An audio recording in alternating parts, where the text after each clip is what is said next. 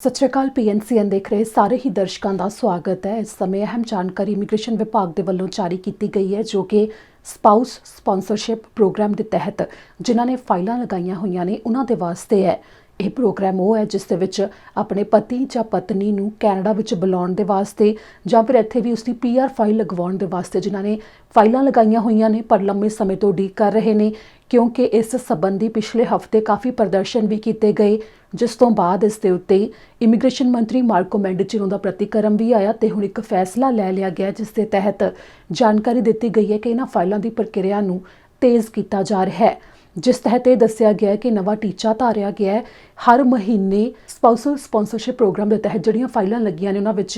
6000 ਫਾਈਲਾਂ ਨੂੰ ਹਰ ਮਹੀਨੇ ਦੇ ਹਿਸਾਬ ਨਾਲ ਕੱਢਣ ਦਾ ਟੀਚਾ ਰੱਖਿਆ ਗਿਆ ਹੈ ਤੇ ਸਾਲ 2020 ਦੇ ਅੰਤ ਤੱਕ ਇਹ ਟੀਚਾ ਇਸੇ ਤਰ੍ਹਾਂ ਜਾਰੀ ਰਹੇਗਾ, ਜਿਸ ਦੇ ਲਈ ਇਮੀਗ੍ਰੇਸ਼ਨ ਵਿਭਾਗ ਦੇ ਵੱਲੋਂ ਹੋਰ ਜ਼ਿਆਦਾ ਸਟਾਫ ਲਗਾ ਦਿੱਤਾ ਗਿਆ ਹੈ। ਯਾਨੀ ਕਿ ਜਿਹੜੀਆਂ PR ਦੇ ਵਾਸਤੇ ਪਤੀ ਜਾਂ ਪਤਨੀ ਦੇ ਲਈ ਫਾਈਲਾਂ ਲਗਾਈਆਂ ਹੋਈਆਂ ਨੇ ਉਹਨਾਂ ਦੀ ਪ੍ਰਕਿਰਿਆ ਨੂੰ ਤੇਜ਼ ਕੀਤਾ ਜਾ ਰਿਹਾ ਹੈ। ਇੱਥੇ ਜ਼ਿਕਰਯੋਗ ਹੈ ਕਿ ਜਦੋਂ ਪ੍ਰਦਰਸ਼ਨ ਵੀ ਕੀਤਾ ਗਿਆ ਸੀ ਉਸ ਦੇ ਬਾਰੇ ਵਿੱਚ ਤੁਹਾਨੂੰ ਜਾਣਕਾਰੀ ਦਿੱਤੀ ਸੀ ਤਾਂ ਉਸ ਦੇ ਉੱਤੇ ਵੀ ਕਈ ਸਵਾਲ ਸਾਹਮਣੇ ਆਏ ਤੇ ਕਈਆਂ ਦੇ ਵੱਲੋਂ ਆਪਣਾ ਅਨੁਭਵ ਸਾਂਝਾ ਕੀਤਾ ਗਿਆ ਕਿ ਕਈ 3 ਸਾਲ ਤੱਕ ਦੇ ਸਮੇਂ ਤੋਂ ਵੀ ਉਡੀਕ ਕਰ ਰਹੇ ਨੇ ਕਿ ਉਹਨਾਂ ਦੀ PR ਦੀ ਫਾਈਲ ਲੱਗੀ ਹੋਈ ਹੈ, ਪਰ ਇਮੀਗ੍ਰੇਸ਼ਨ ਵਿਭਾਗ ਦੇ ਵੱਲੋਂ ਇਸ ਦੇ ਉੱਤੇ ਹਜੇ ਤੱਕ ਉਹਨਾਂ ਨੂੰ ਕੋਈ ਜਵਾਬ ਨਹੀਂ ਮਿਲਿਆ। ਤਾਂ ਹੁਣ ਹੋ ਸਕਦਾ ਹੈ ਕਿ ਜਲਦ ਉਹਨਾਂ ਨੂੰ ਜਵਾਬ ਮਿਲ ਜਾਵੇ, ਕਿਉਂਕਿ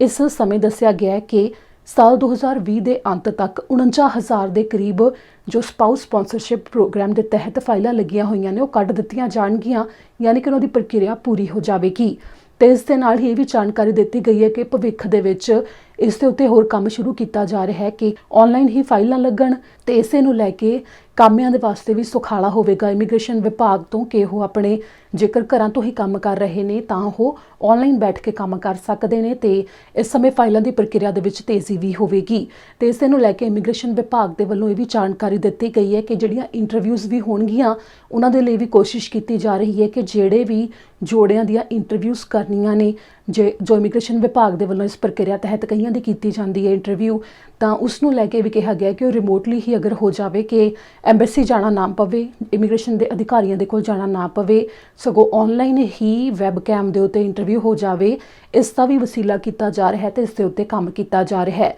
ਇਸ ਦੌਰਾਨ ਇਮੀਗ੍ਰੇਸ਼ਨ ਮੰਤਰੀ ਮਾਰਕੋ ਮੈਂਡੀਚੀਨੋ ਦੇ ਵੱਲੋਂ ਵੀ ਦੱਸਿਆ ਗਿਆ ਕਿ ਉਹ ਸਮਝ ਸਕਦੇ ਨੇ ਕਿ ਜੋ ਇਸ ਸਮੇਂ COVID-19 ਦੇ ਕਰਕੇ ਇਹ ਪ੍ਰਕਿਰਿਆ ਹੌਲੀ ਹੋਰ ਜ਼ਿਆਦਾ ਹੋ ਗਈ ਹੈ, ਕਿਉਂਕਿ ਜੋ ਇਹ PR ਦੀਆਂ ਫਾਈਲਾਂ ਲੱਗੀਆਂ ਹੁੰਦੀਆਂ ਨੇ ਉਸ ਦੀ ਪ੍ਰਕਿਰਿਆ ਤਾਂ ਪਹਿਲਾਂ ਹੀ ਕਾਫੀ ਲੰਮੀ ਹੁੰਦੀ ਹੈ ਤੇ COVID-19 ਦੇ ਕਰਕੇ ਜਿਹੜਾ ਪ੍ਰਭਾਵ ਪਿਆ ਉਸ ਦੇ ਕਰਕੇ ਇਹ ਪ੍ਰਕਿਰਿਆ ਹੋਰ ਜ਼ਿਆਦਾ ਲੰਮੀ ਹੋ ਗਈ, ਜਿਸ ਦੇ ਵਿੱਚ ਲੋਕਾਂ ਨੂੰ ਹੋਰ ਜ਼ਿਆਦਾ ਉਡੀਕ ਕਰਨੀ ਪੈ ਰਹੀ ਹੈ, ਜਿਸ ਤੋਂ ਬਾਅਦ ਲੋਕਾਂ ਦਾ ਗੁੱਸਾ ਵੀ ਦਿਖਾਈ ਦਿੱਤਾ, ਜੋ ਕਿ ਪ੍ਰਦਰਸ਼ਨ ਵੀ ਹੋਏ ਸੀ ਉਸ ਦੇ ਵਿੱਚ ਵੀ, ਤੇ ਨਾਲ ਹੀ ਇਮੀਗ੍ਰੇਸ਼ਨ ਮੰਤਰੀ ਮਾਰਕੋ ਮੈਂਡੀਚੀਨੋ ਨੂੰ ਚਿੱਠੀਆਂ ਵੀ ਭੇਜੀਆਂ ਗਈਆਂ ਸਨ, ਜਿਸ ਦੇ ਬਾਰੇ ਇਮੀਗ੍ਰੇਸ਼ਨ ਮੰਤਰੀ ਨੇ ਕਿਹਾ ਕਿ ਉਹ ਸਮਝ ਸਕਦੇ ਨੇ ਕਿ ਲੋਕ ਕਿੰਨੇ ਜ਼ਿਆਦਾ ਪਰੇਸ਼ਾਨ ਨੇ ਤੇ ਉਹਨਾਂ ਦੀ ਪਰੇਸ਼ਾਨੀ ਨੂੰ ਦੂਰ ਕਰਨ ਦੇ ਵਾਸਤੇ ਕੰਮ ਕੀਤਾ ਜਾ ਰਿਹਾ ਹੈ। ਤੇ ਇਸ ਸਮੇਂ ਇਹ ਤਾਜ਼ਾ ਅਪਡੇਟ ਸਾਹਮਣੇ ਆਈ ਹੈ ਕਿ ਇਹਨਾਂ ਫਾਈਲਾਂ ਦੀ ਪ੍ਰਕਿਰਿਆ ਨੂੰ ਤੇਜ਼ ਕੀਤਾ ਜਾ ਰਿਹਾ ਹੈ। ਇੱਥੇ ਜ਼ਿਕਰਯੋਗ ਹੈ ਜੋ ਇਹ ਪ੍ਰਦਰਸ਼ਨ ਕੀਤੇ ਗਏ ਸੀ ਉਸ ਦੇ ਵਿੱਚ ਜੋ ਵੱਖੋ ਵੱਖਰੇ ਅਨੁਭਵ ਸਾਂਝੇ ਕੀਤੇ ਗਏ, ਇਸ ਦੌਰਾਨ ਇਹ ਵੀ ਮੰਗ ਕੀਤੀ ਗਈ ਸੀ ਕਿ PR ਦੀਆਂ ਫਾਈਲਾਂ ਜਦੋਂ ਲੱਗੀਆਂ ਹੁੰਦੀਆਂ ਨੇ ਤਾਂ ਪਤੀ ਜਾਂ ਪਤਨੀ ਜੋ ਬਾਹਰਲੇ ਮੁਲਕਾਂ ਦੇ ਵਿੱਚ ਬੈਠੇ ਹੁੰਦੇ ਨੇ ਉਹਨਾਂ ਨੂੰ ਉਨਾ ਚਿਰ ਵਿਜ਼ਟਰ ਵੀਜ਼ਾ ਹੀ ਦੇ ਦਿੱਤਾ ਜਾਵੇ ਤੇ ਉਹਨਾਂ ਦੇ ਜੋ ਵੀਜ਼ਾ ਰਿਜੈਕਟ ਹੋ ਜਾਂਦੇ ਨੇ ਇਸ ਦਾ ਜ਼ਿਕਰ ਵੀ ਕੀਤਾ ਗਿਆ ਸੀ। ਪਰ ਇਸ ਦੇ ਬਾਰੇ ਤਾਂ ਇਮੀਗ੍ਰੇਸ਼ਨ ਵਿਭਾਗ ਨੇ ਹਜੇ ਕੁਝ ਨਹੀਂ ਕਿਹਾ, ਪਰ ਇਹ ਜ਼ਰੂਰ ਹੈ ਕਿ ਫਾਈਲਾਂ ਦੀ ਪ੍ਰਕਿਰਿਆ ਤੇਜ਼ ਹੋ ਰਹੀ ਹੈ। ਤੇ ਇਸ ਦੇ ਉੱਤੇ ਤੁਹਾਨੂੰ ਇਹ ਵੀ ਦੱਸ ਦਈਏ ਕਿ ਕੈਨੇਡਾ ਦੇ ਇਮੀਗ੍ਰੇਸ਼ਨ ਵਿਭਾਗ ਦੇ ਵੱਲੋਂ ਟੀਚਾ ਮਿਥਿਆ ਗਿਆ ਕਿ 2020 ਤੋਂ ਲੈ ਕੇ 2022 ਤੱਕ 70,000 ਜੋ ਪਤੀ ਜਾਂ ਪਤਨੀ ਨੇ ਜਾਂ ਬੱਚੇ ਨੇ ਉਹਨਾਂ ਪਰਿਵਾਰਕ ਮੈਂਬਰਾਂ ਦੇ ਜੋ ਇਸ ਸਾਲ ਕੈਨੇਡਾ ਵਿੱਚ ਆ ਕੇ ਪੱਕੇ ਹੋਏ ਨੇ, ਉਹ ਬਾਹਰਲੇ ਮੁਲਕਾਂ ਵਿੱਚ ਬੈਠੇ ਨੇ, ਉਹਨਾਂ ਦੀਆਂ ਫਾਈਲਾਂ ਦੀ ਪ੍ਰਕਿਰਿਆ ਨੂੰ ਪੂਰਾ ਕੀਤਾ ਜਾਵੇਗਾ ਤੇ ਉਹਨਾਂ ਨੂੰ ਮੁੜ ਆਪਣੇ ਪਰਿਵਾਰਾਂ ਦੇ ਨਾਲ ਮਿਲਾਇਆ ਜਾਵੇਗਾ। ਇੱਥੇ ਜ਼ਿਕਰਯੋਗ ਹੈ ਕਿ ਇਮੀਗ੍ਰੇਸ਼ਨ ਮੰਤਰੀ ਹੀ ਨਹੀਂ ਸਗੋਂ ਪ੍ਰਧਾਨ ਮੰਤਰੀ ਜਸਟਿਨ ਟਰੂਡੋ ਦੇ ਵੱਲੋਂ ਵੀ ਇਸ ਦਾ ਕਈ ਵਾਰ ਜ਼ਿਕਰ ਕੀਤਾ ਜਾਂਦਾ ਹੈ ਕਿ ਉਹਨਾਂ ਨੂੰ ਬੁਰਾ ਮਹਿਸੂਸ ਹੁੰਦਾ ਹੈ ਜਿਹੜੇ ਆਪਣੇ ਪਰਿਵਾਰਕ ਮੈਂਬਰਾਂ ਤੋਂ ਦੂਰ ਬੈਠੇ ਨੇ ਤੇ ਜੋ ਪ੍ਰਕਿਰਿਆ ਵੀ ਚੱਲਦੀ ਹੈ ਉਸ ਅਧੀਨ ਉਹਨਾਂ ਨੂੰ ਲੰਮਾ ਚਿਰ ਉਡੀਕ ਕਰਨੀ ਪੈਂਦੀ ਹੈ ਕਿ ਉਹ ਆਪਣਿਆਂ ਤੋਂ ਦੂਰ ਇਸ ਸਮੇਂ ਦੇ ਵਿੱਚ ਰਹਿੰਦੇ ਨੇ ਤੇ ਇਸ ਦੀ ਪ੍ਰਕਿਰਿਆ ਦੇ ਉੱਤੇ ਕੰਮ ਹੋ ਰਿਹਾ ਹੈ।